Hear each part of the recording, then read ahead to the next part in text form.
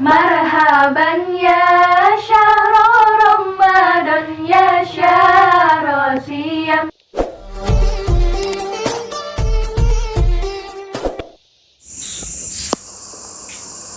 Assalamualaikum warahmatullahi wabarakatuh. Waalaikumsalam warahmatullahi wabarakatuh. Alhamdulillah, assalatu wassalamu ala rasulillah wa ala alihi wa mawala amma ba'd. Marilah kita senantiasa memanjatkan puji syukur kehadirat Allah SWT, yang mana pada hari ke-8 bulan Ramadan ini kita masih diberikan kesehatan sehingga bisa berpuasa ya semuanya, dan juga bisa melaksanakan amal ibadah lainnya di bulan yang suci ini. Semoga puasa kita, amal ibadah kita diterima Allah, dan harapannya setelah berpuasa kita akan menjadi hamba-hamba Allah yang bertakwa. Amin. Teman-teman sekalian, siswa SD Izzatul Islam Getasan dan juga Bapak Ibu yang mungkin sore ini menyaksikan, pada kesempatan sore ini Pak Burhan dan juga anak-anak akan membicarakan tentang kewajiban 5 waktu dalam sehari kita, yaitu apa? Sholat tentu saja. Nah, Allah Subhanahu wa Ta'ala berfirman dalam surat Toha ayat 14, A'udzu billahi minasyaitonir rajim. Bismillahirrahmanirrahim. Innani anallahu la ilaha illa ana fa'budni wa aqimis sholata lidzikri. Nah, artinya sungguh aku ini Allah, tidak ada Tuhan selain aku, maka sembahlah aku dan dirikanlah sholat untuk mengingatku. Nah, tadi sudah sholat asar belum semuanya? Ya. Sudah kan? Sudah. Nah, sehari kita sholat berapa waktu? 5 waktu ya. Apa saja? Subuh, zuhur, asar, maghrib, isya. Alhamdulillah.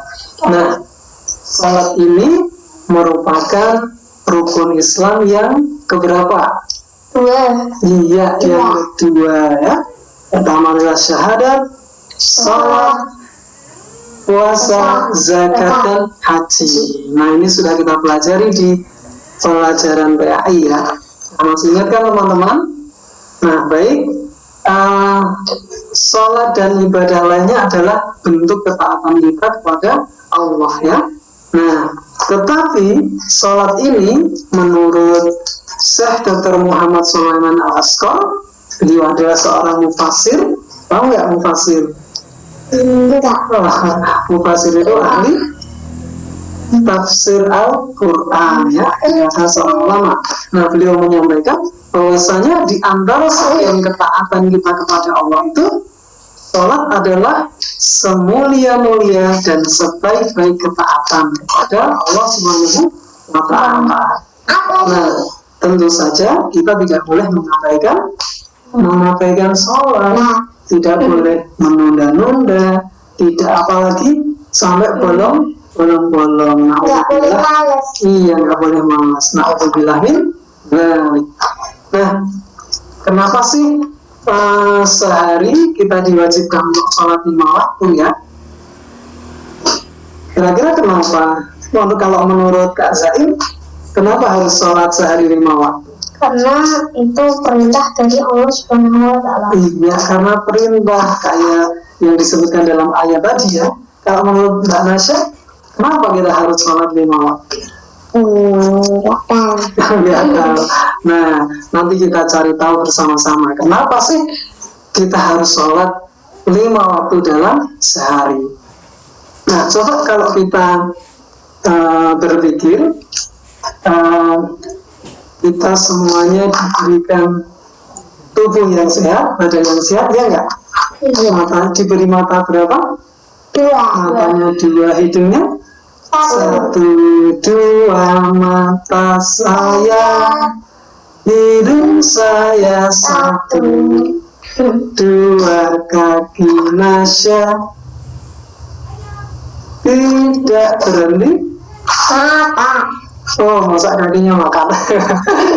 Jalan ya, bisa jalan. Kita bisa jalan, kita bisa mendengar, kita bisa berbicara. Ini merupakan kenikmatan dari Allah SWT. Nah, selain diberikan kenikmatan berupa badan dan tubuh yang sehat, kita diberi nikmat apa lagi?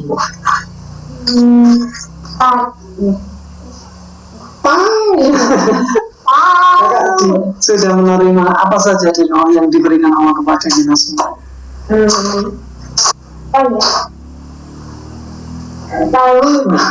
Iya. Punya rumah nggak? Punya. Punya orang tua nggak? Ya punya ya. Terus punya makanan nggak? Punya. Jadi semuanya adalah nikmat dari Allah SWT. Ya. Nah, untuk itu apa semestinya yang kita lakukan kalau kita sudah diberikan semuanya? Berterima kasih, bersyukur. Berterima kasih kepada Allah. Iya, betul. Nah, kalau dengan orang tua atau teman atau orang lain kita diberi sesuatu, apa yang kita ucapkan? Terima kasih. Nah, terus bagaimana sih caranya kita mengucapkan terima kasih kepada Allah? Bagaimana caranya kita berterima kasih kepada Allah? Iya, kembali kepada ayat tadi ya. Jadi cara kita bersyukur kepada Allah SWT adalah dengan melaksanakan sholat. Allah itu kan memberi kita gratis oksigen ya, yang kita hirup setiap saat ya. Itu membayar nggak? Enggak kan? Nah, kemudian air juga melimpah ya di negara kita ini. Sinar matahari juga demikian banyak sehingga tumbuh-tumbuhan di sekitar kita ya. Hujan juga ya. Allah memberikan semuanya karunia kepada kita sehingga kita tadi perlu bersyukur dengan cara sholat, bukan dengan cara yang lain ya. Nah, untuk itu kita terbiasa sholat 5 waktu. Nah, coba bayangkan kalau dalam sehari kita nggak makan, kuat nggak? Itu apa namanya, sahur ya. Kalau sahur kuat ya, kalau pas puasa gini kuat. Terus coba kalau 3 hari, 5 hari, sampai 10 hari atau bertahun-tahun nggak makan, kira-kira bagaimana? Apa yang terjadi? Laparan ya? Seperti orang Seperti orang miskin. Ya, jadi nanti tubuh kita bisa jadi kelaparan. Kalau nggak minum, dehidrasi ya. Karena sampai nanti bisa meninggal. Nah, sholat ini sebagai makanan seperti hanya makanan bagi tubuh, sholat ini adalah makanan bagi jiwa kita, bagi hati kita ya. Nah, kalau badan itu nggak makan nanti sakit, sesungguhnya jiwa kita, hati kita kalau nggak sholat, kalau nggak zikir, itu juga nanti bisa sakit juga. Nah, kalau badan sakit kerasa nggak? Kerasa. Tapi kalau hatinya sakit kerasa nggak? belum tahu. Belum tahu. Iya. Nah, memang kalau hatinya yang sakit atau jiwanya yang sakit itu biasanya tidak bisa dirasakan langsung, tapi bisa dilihat tanda-tandanya. Tahu nggak apa sih tanda-tandanya kalau jiwanya nggak sehat atau jiwanya sakit? Nggak tahu. Nah, coba pernah nggak anak-anak ini males-malesan gitu? Atau kalau disuruh ngaji itu susah banget, disuruh belajar itu juga nanti dulu. Kadang begitu nggak? Iya kadang-kadang ya. Nah itu tanda-tanda kalau hati kita sedang sakit itu susah atau malas untuk berbuat kebaikan, ya. Nah jadi kalau kita sudah merasa malas untuk berbuat kebaikan, itu tanda-tandanya hati kita mungkin sedang sakit. Nah apa penyebabnya? Penyebabnya karena kita kurang berpikir kepada Allah atau mungkin sholat. Makan es krim atau makan air. Oh iya, itu kalau badannya sakit ya nasa ya kayak nasa. Nah, jadi kalau kita sholatnya bolong-bolong atau mungkin sholat tapi tidak sungguh-sungguh, bisa jadi tadi hati kita sakit, malas untuk berbuat baik dan sebagainya. Nah inilah kenapa pentingnya sholat itu, sehingga tidak hanya badan kita yang sehat, tetapi harapannya hati dan jiwa kita juga sehat ya. Kalau ada seruan kebaikan, kalau ada panggilan adzan, kalau ada yang meminta pertolongan itu kita bersegera untuk bisa membantu, bisa berbuat baik. Ada hadisnya, lalu kalau kita menolong orang lain, nanti dia akan ditolong. Tapi lupa. Betul, jadi kalau kita suka menolong, nanti Allah akan menolong. Nah, itu ya. Terima kasih karena saya menyiapkan hadisnya. Nah, masih semangat nggak ini dulu untuk dilanjutkan? Tapi Kayaknya lemes karena puasa ya. Nah baik, kita lanjutkan. Ternyata Allah itu menjadikan sholat ini sebuah rahasia yang sangat besar ya. Tidak hanya berpahala ya, tetapi juga kalau pahala sih insya Allah sudah mengetahui ya. Tetapi ternyata ada manfaat secara kesehatan bagi kita semua yang mungkin harus kita ketahui bersama-sama supaya lebih bersemangat untuk sholat. Nah, apa sih dampak atau manfaat dari sholat ini bagi kesehatan tubuh kita? Nah, kalau Kak Zai mungkin sering membaca The Miracle of Sholat ya. Nah, itu buku ensiklopedia itu di sana disebutkan bahwasanya sholat itu akan menjadikan tubuh kita itu sehat ya. Nah dengan gerakannya itu ya, mulai dari takbir, kemudian rukuk, kemudian sujud, tidak sampai salam, itu ada rahasia-rahasia kesehatan yang bisa kita rasakan manfaatnya kalau kita sholat dengan sungguh-sungguh. Nah diantaranya adalah bahwasanya sholat itu melatih keseimbangan tubuh kita. Sudah seimbang belum tubuhnya? Sudah ya. Tapi kadang ada ya orang-orang itu ya tiba-tiba kayak mau jatuh gitu ya. Nah itu nggak seimbang. Nah ternyata keseimbangan tubuh kita ini bisa kita jaga dengan cara dengan cara sholat ya seimbang. Nah, sholat juga melatih pernapasan ya. Nah, supaya paru-paru kita sehat ya, supaya jantung kita sehat. Nah, sholat juga mencegah penyakit saraf. Tahu nggak ini anak-anak penyakit saraf? Ya, kalau kelas 5 atau 6 mungkin sudah belajar ya tentang sifat saraf ya. Nah, supaya sehat, itu hasilnya adalah sholat gitu. Yang selanjutnya, rasanya sholat itu juga bisa meningkatkan aliran darah di dalam tubuh kita. Aku pernah baca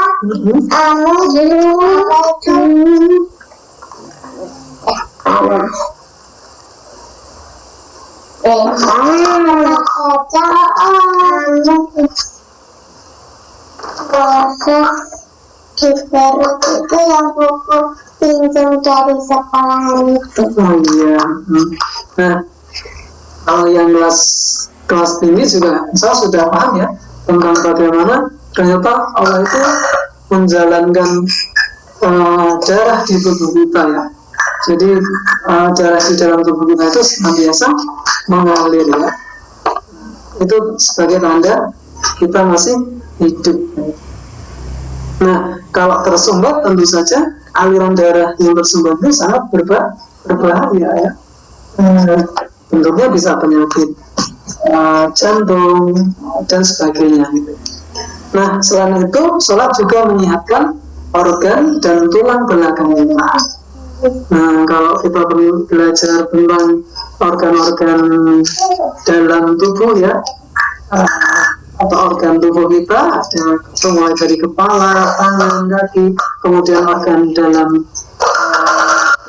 ya, dan juga tulang belakang kita itu ternyata bisa sehat dengan sholat. Nah, itulah beberapa manfaat sholat dari sisi kesehatan ya. Nah, untuk itu setelah kita mempelajari ayat-ayat Allah, ayat-ayat tentang tubuh manusia ya, tentang sistem peredaran darah, tentang tulang dan sebagainya. Nah, ternyata tidak hanya menjaga kesehatannya tidak hanya dengan makanan ya, itu hanya salah satunya, tetapi ternyata Allah menjadikan sholat ini sebagai kunci kesehatan tubuh kita. Nah, itulah alasan ya kenapa kita harus sholat setiap hari, tidak boleh bolong ya. Nah, karena memang sholat ini sebuah kewajiban yang tidak boleh ditinggal dalam kondisi apapun, dalam keadaan apapun. Meskipun kita sakit, tetap sholat nggak? Iya, tetap sholat. Tapi sholatnya bisa duduk atau sambil belajar atau sambil tidur. Iya, kalau tidak kuat berdiri, kita boleh kok sholat dengan duduk sekuat kita. Nah, yang selanjutnya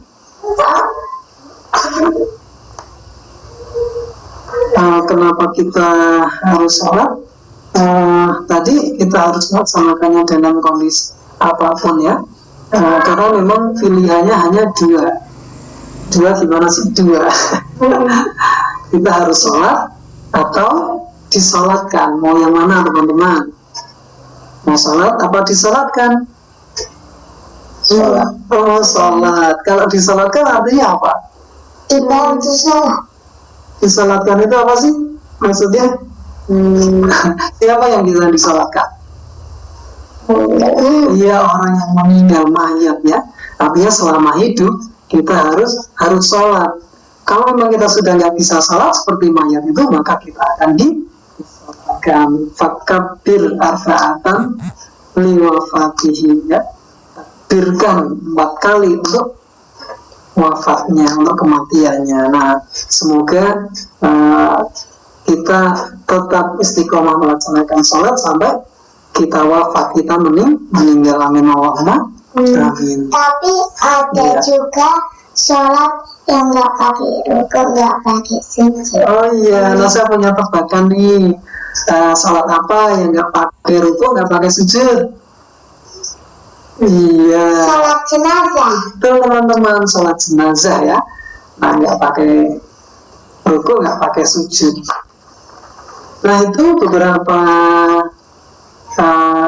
pesan terkait sholat ya, dan juga motivasi.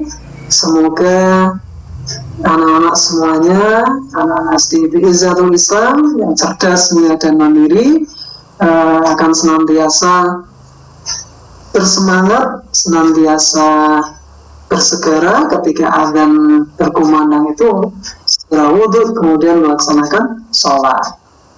Nah, bagi bapak ibu dan juga orang tua, tentu saja anak-anak tidak serta-merta dengan sendiri kemudian langsung tertib, langsung disiplin begitu ya, tetapi memerlukan pembimbingan dan juga latihan dari para orang tua kita semuanya.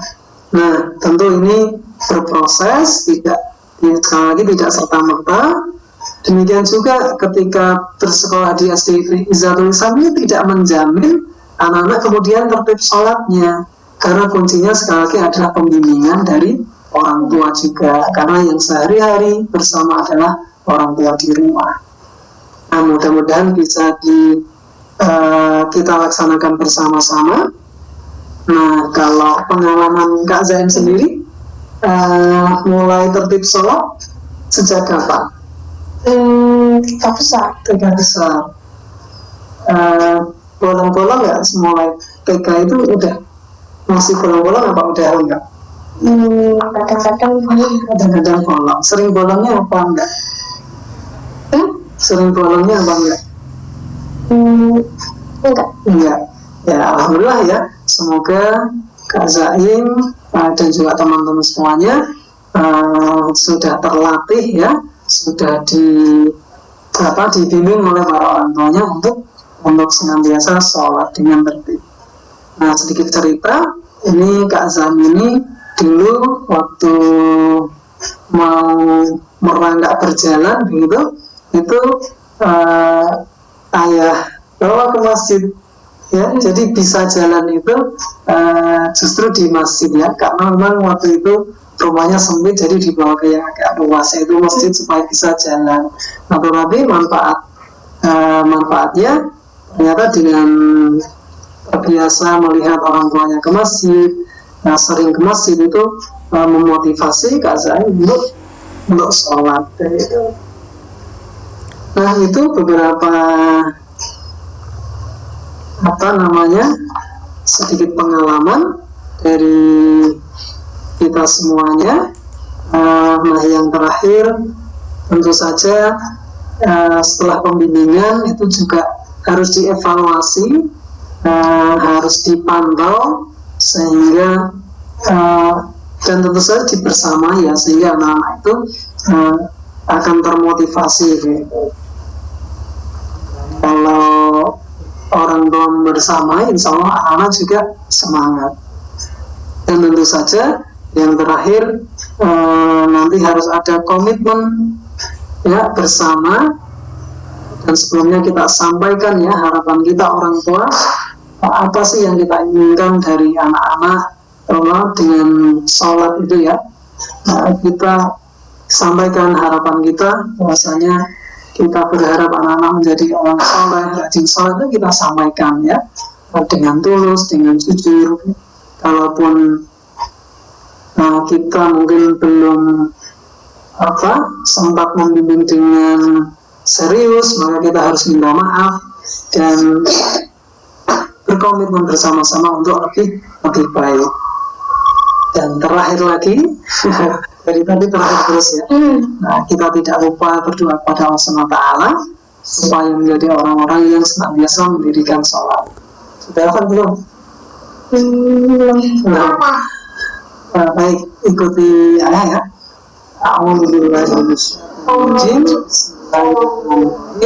Rabbij'alni muqimas sholati wa min dzurriyyati. Ya Allah, jadikanlah aku dan keluargaku sebagai orang-orang yang senantiasa mendirikan salat. Amin Allahumma amin.